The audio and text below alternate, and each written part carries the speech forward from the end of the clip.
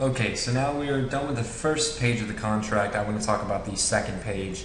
This is where you're going to be placing most of the equipment. This is where you're going to be noting that. You're going to be noting the quantity, how much it is, dropping that down, filling in the prices.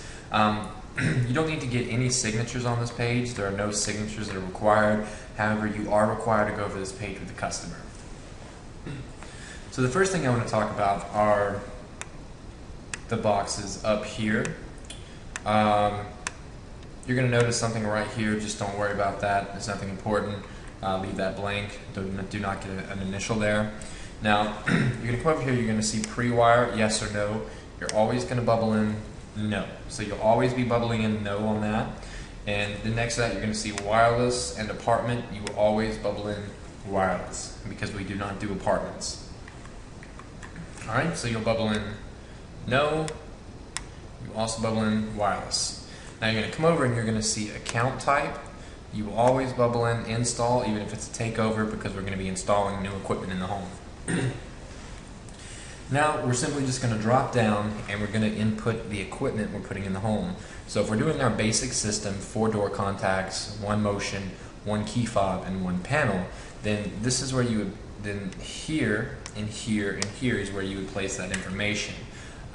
So for example, you would write, 1 motion, and then you would you'd bring this over and you would put $0.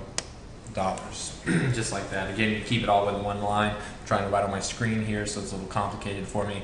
So just make sure to input all the equipment. You want to put on here the 4 door contacts, the 1 motion, the 1 key fob, and the 1 panel.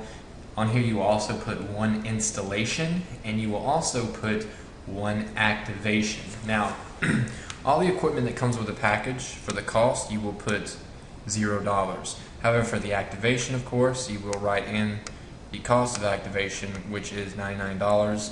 You'll drop that $99 down. You will always write that in the subtotal. We do not charge tax, so that will be 0.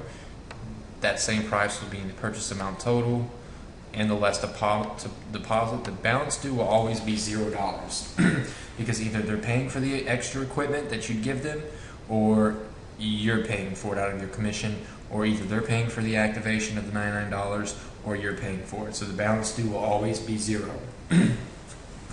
Again, if they're buying an extra equipment such as a key fob, you're selling a key fob for $100, and you'd write in 1 key fob, 1 extra key fob, and you would put $100. Then the subtotal would be $199. The purchase amount total would be $199. The less deposit would be $199. The balance due would be $0. And again, product code, don't worry about filling that in, or any of this. None of that needs to be filled in. The only thing you need to worry about filling in is the quantity, the description, and the cost. Don't worry about anything else. Okay? So you fill in the equipment, the cost, you drop that down, you put it again here in the subtotal, purchase amount total, less deposit, balance due always being 0. You're also going to want to get their nearest cross street, ask them what their nearest cross street is, and you'll write that in right here. And that's pretty much, it's pretty much all there is to this page of the contract. This is simply inputting the equipment, the quantity, and the cost.